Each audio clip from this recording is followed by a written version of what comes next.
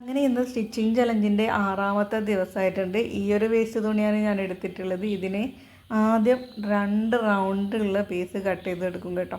അപ്പോൾ റൗണ്ടിന് വേണ്ടിയിട്ട് നമ്മുടെ ആവശ്യത്തിനനുസരിച്ചിട്ട് വലിപ്പത്തിലുള്ള എന്തെങ്കിലും ഒരു സാധനം ഇതേപോലെ വെച്ചിട്ട് വരക്കാം. അല്ലെങ്കിൽ കോമ്പസ് ഉണ്ടെങ്കിൽ കോമ്പസ് വെച്ച് ഒരു റൗണ്ട് വരച്ചിട്ട് ഇതേപോലെ കട്ട് ചെയ്തെടുക്കാം കേട്ടോ. അടുത്ത വേണ്ടത് നീളത്തിലൊരു പീസാണ്. ഒരു 1.5 ഇഞ്ച് അല്ലെങ്കിൽ 1 ഇഞ്ച് വീതിയിലുള്ള നീളത്തിലുള്ള പീസ്. ഇതിൻ്റെ നീളം നോക്കണമെങ്കിൽ വേറൊരു കാര്യം നമ്മൾ ആദ്യം എടുത്ത് വെക്കണം. അത് മറ്റൊന്നല്ല, എലാസ്റ്റിക്കാണ്. നമ്മുടെ കൈ അളവിന് കറക്റ്റായിട്ടുള്ള ഒരു എലാസ്റ്റിക് എടുക്കുക കേട്ടോ. ആ എലാസ്റ്റിക്കിൻ്റെ ഇരട്ടിയായിരിക്കണം ആ നീളത്തിലുള്ള തുണി.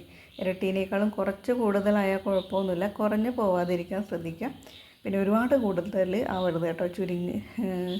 ആ ചുരുക്ക് കാണാനൊരു ഭംഗി തോന്നത്തില്ല കേട്ടോ. പിന്നെ ബാക്കി വരുന്ന ഇനി യൂസ് ചെയ്യാൻ പറ്റില്ല എന്ന് ഉറപ്പുള്ള കഷ്ണങ്ങൾ ഇതേപോലെ കുഞ്ഞു കഷ്ണങ്ങളാക്കി കട്ട് ചെയ്ത് വെച്ചിട്ടുണ്ട് കേട്ടോ. അപ്പോൾ ഇത്രയാണ് നമുക്ക് വേണ്ട സാധനങ്ങൾ. ഇതില്ലെങ്കിൽ സ്പോഞ്ചോ ഈ ഒരു കുഞ്ഞു കഷ്ണങ്ങൾ കട്ട് ചെയ്തെടുക്കാൻ നിങ്ങൾക്ക് താല്പര്യമില്ലെങ്കിൽ സ്പോഞ്ചോ കോട്ടണോ അങ്ങനെ എന്തെങ്കിലും എടുത്താൽ മതി കേട്ടോ. ഇനി ഇതിൻ്റെ സ്റ്റിച്ചിങ് പരിപാടിയിലേക്കാണ്. അത് ഈ റൗണ്ട് പീസ് ഒരു 1/4 ഇഞ്ച് ഡിസ്റ്റൻസിൽ സ്റ്റിച്ച് ചെയ്യാം. 1 ഇഞ്ച് ഗ്യാപ്പ് വെക്കണം. ആ ഗ്യാപ്പിലൂടെ ഇതിനെ മറിച്ചിട്ടെടുത്തതിന് ശേഷം കുഞ്ഞു കഷ്ണങ്ങളായി കട്ട് ചെയ്ത് വേസ്റ്റ് തുണികളില്ലേ, അത് ഇതിൻ്റെ ഉള്ളിലേക്ക് ഫില്ല് ചെയ്ത് കൊടുക്കുക കേട്ടോ. നന്നായിട്ട് ഫില്ല് ചെയ്ത് കൊടുത്തതിന് ശേഷം ആ ഓപ്പൺ വരുന്ന ഭാഗം സ്റ്റിച്ച് ചെയ്യാം. ഞാനിത് റൗണ്ടിൽ കംപ്ലീറ്റ് ആയിട്ടൊരു സ്റ്റിച്ച് കൊടുക്കുന്നുണ്ട് കേട്ടോ. ഇങ്ങനെ റൗണ്ടിൽ അങ്ങ് കൊടുക്കുക. അപ്പോൾ കൊടുക്കുമ്പം ഉള്ളിലുള്ള തുണി സ്റ്റിച്ച് ചെയ്ത് പോവാതെ ശ്രദ്ധിച്ച് റൗണ്ടിലങ്ങ് കൊടുക്കുക കേട്ടോ. അതിൻ്റെ മേലെ എന്തെങ്കിലും ഡിസൈൻ വേണമെങ്കിൽ അങ്ങനെയും ചെയ്യാം. ബീഡ്സൊക്കെ വെക്കുകയോ അല്ലെങ്കിൽ ഒരു ഫ്ലവർ മോഡലിലൊക്കെ ആക്കാൻ നല്ല ഭംഗിയായിരിക്കും. ഞാൻ പക്ഷേങ്കിൽ അങ്ങനെയൊന്നും ചെയ്തില്ല, ജസ്റ്റ് ഒന്ന് സ്റ്റിച്ച് ചെയ്തു, അത്രയേ ഉള്ളൂ കേട്ടോ.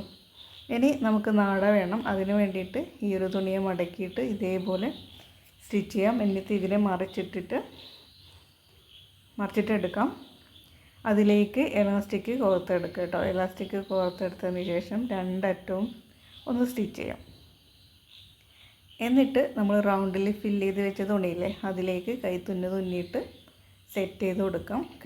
വർക്ക് കഴിഞ്ഞു കേട്ടോ. ഇനി നമ്മുടെ കയ്യിലിടാം കേട്ടോ. സ്റ്റിച്ച് ചെയ്യുന്ന സമയത്ത് ആ മുട്ട സൂചിയൊക്കെ ഇതിൻ്റെ മേലെ ഒന്നിങ്ങനെ കുത്തി വെച്ച് കഴിഞ്ഞാൽ നമ്മൾ ആവശ്യാനുസരണം എടുക്കാൻ പറ്റും.